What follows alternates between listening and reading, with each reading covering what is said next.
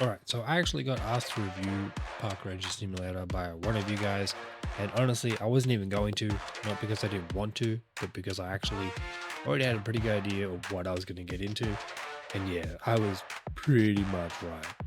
The game released today, February 20th, and it's also available on PS5, so a lot of people are going to be wondering if it's actually worth picking up. So let's really talk about it. Right away, things felt off.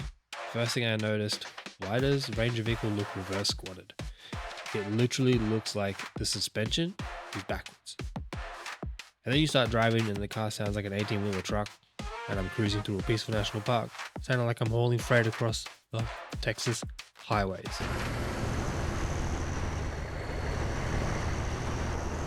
And the interactions? Oh, you don't hold buttons, you tap. Then you tap, tap again, and then tap some more. Filling something up, tap. Doing a task, tap, tap, tap, tap. You get the point. I generally don't understand why there isn't just a hold button. It would make life so much easier. In the settings, I've turned the music off, just for peace of mind. I hate the music in every game, but the music stayed on.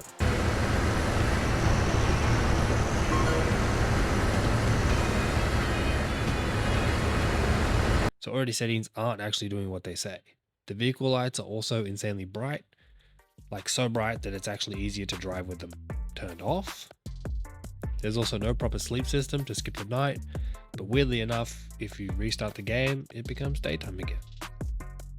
You spend a lot of time walking, and I mean a lot, because if you lose your Ranger vehicle, you ain't getting that bad boy back. I got stuck on my way to a mission, and you can technically reclaim your vehicle, but this feature did not work. So once your vehicle's stuck, you're not really a park ranger anymore, you're just some guy walking through the bush. The roads themselves aren't complex, but there's no proper minimap at all, and the map you do get is honestly pretty unusable. The AI cars, they don't care about you. They'll hit you, ignore you, and just keep driving like nothing happened. The missions is where the game really started to lose me. A lot of the time it felt locked behind money barriers, basically small in-game paywalls. I would have much preferred a meaningful range of tasks instead of grinding money just to unlock the next mission. One of the missions, I investigate a car crash, if you could say that. It's basically a vandalized car stripped for parts. Then I finally reached another mission and it required consistent button mashing again, just tapping over and over and over again. No skill, no thinking, just tapping. Wildlife is what? Nowhere. I walked around the park for quite a while, as you would imagine. I saw two animals, one deer because it was part of a mission, and one bear. Found the bear, I couldn't even interact with it properly. There's also a gun range in the game. Man, that's empty. No targets, no options to set targets. You can also swim underwater, but you can also walk at the same time, and that's exactly how it sounds. Graphics aren't actually terrible.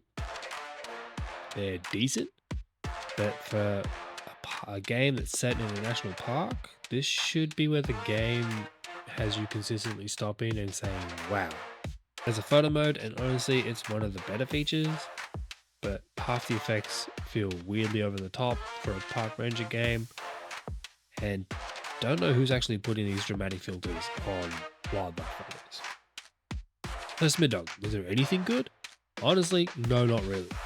Replayability isn't there, there's no real sense of accomplishment. You're mostly grinding money just to unlock more ranger activities, and the game still feels like it has the same problems the demo had. But if you're absolutely desperate to roleplay as a park ranger, and you want something cheap around $18 to $20, you might get a couple hours out of it, but honestly, I'm giving Park Ranger a 3 out of 10. If there's a simulator you do want me to check out, let me know in the comments. I'll put it through its paces. If this review helped you out at all, please hit that like button, that goes a long way. And if you're a simulator nut like myself, subscribe because I cover all simulation games. And I'll see you in the next one. Peace.